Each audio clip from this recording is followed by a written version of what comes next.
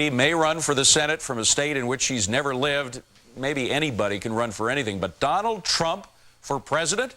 Is that carrying things a bit too far? Our next guest doesn't think so. Joining us from Minneapolis, Minnesota, the national co-chair of Trump 2000, a grassroots organization encouraging Trump to run for president, Tim Whitcomb. Excuse me, Tim.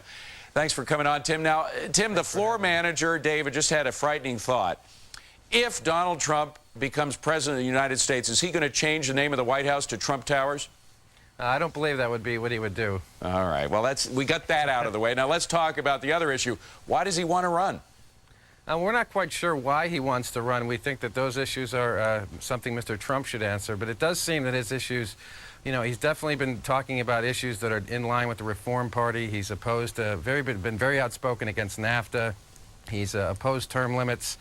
I'm sorry, he's been for term limits in Congress, and both at a federal and state level. And he's been made some cryptic comments in Newsweek that actually got us involved. We thought that his comments stating that he wasn't sure if he was going to run, not saying that he would, not saying he wasn't, was definitely an indication. We did some research on the internet and found that his issues were quite in line with the Reform Party.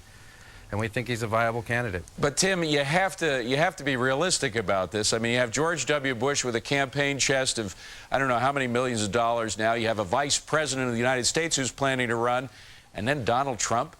Well, I think that's exactly what, as far as I'm concerned, and the people involved with this movement, is that we're looking exactly for that, a non-politician to seek the office, one that's not bought and paid for. He has no special interests.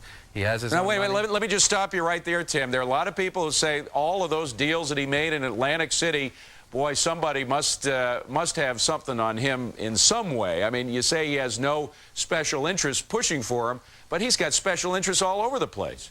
Well, I don't know if that's the case. I mean, the New Jersey Gambling Commission is the most regulated, or the gambling industry is the most regulated industry in the nation. And he had to go through quite a bit. I think it was very publicized that... Well, I'm not saying he did anything illegal. I'm just saying that the way you operate down there is by making friends and making deals. I'm not aware of any of those activities. All right. Well, making deals, I mean, if there's any place in the world you want to make a deal, it's in Atlantic City or Las Vegas, and clearly he knows how to do it. But the question of why somebody who's been a millionaire for so much of his life, who doesn't seem to have this sort of folksy approach, I mean, let's face it, Ross Perot is a billionaire, but he seems to have more of a folksy approach. He seems to know how to hit a nerve with a common man. Donald Trump, I've never seen any indication the same is true with him. Well, I think he's been, touted in the media as a successful businessman, and that's what was interesting to us. As none of us have had a conversation with him, I think that's difficult to say. I've never met the man personally, so it'd be interesting to see how he does react. This is a very grassroots organization, the Reform Party, that is, we've garnered actually quite a bit of support at the Reform Party National Convention for him. I believe he took second in a straw poll that the Detroit Free Press ran. So there's definitely interest there. His issues are in line with what we're looking for, and we feel he's a viable candidate, not only to gain and secure the 5% that the Reform Party needs to maintain its federal funding, but we think he's a winnable candidate and definitely offers a viable alternative. Well, let me throw another winnable candidate at you. What about Jesse Ventura? I know he's reluctant to run, but maybe if you tried to draft him, you might be able to convince him. Well, we have a tremendous amount of respect for Jesse Ventura in our party, and he clearly stated, and we have a tremendous amount of respect for his response, and that I just got the governorship of Minnesota. Let me do my job. So he has no designs on using this as a stepping stone immediately into the presidency. He wants to work as governor, and we have a lot of respect for that.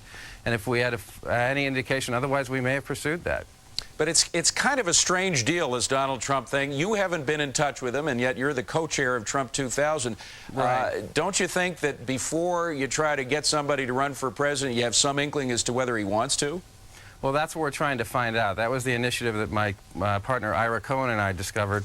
We're trying to find out. He's made the comments in the press, and he's also made indications that his issues are in line with our party. We believe that he's a strong candidate, and we'd like to hear that. So yes. Well, Tim, good luck to you. The more competition, the tighter the race. It should be an interesting one. Thanks for joining us. Thanks.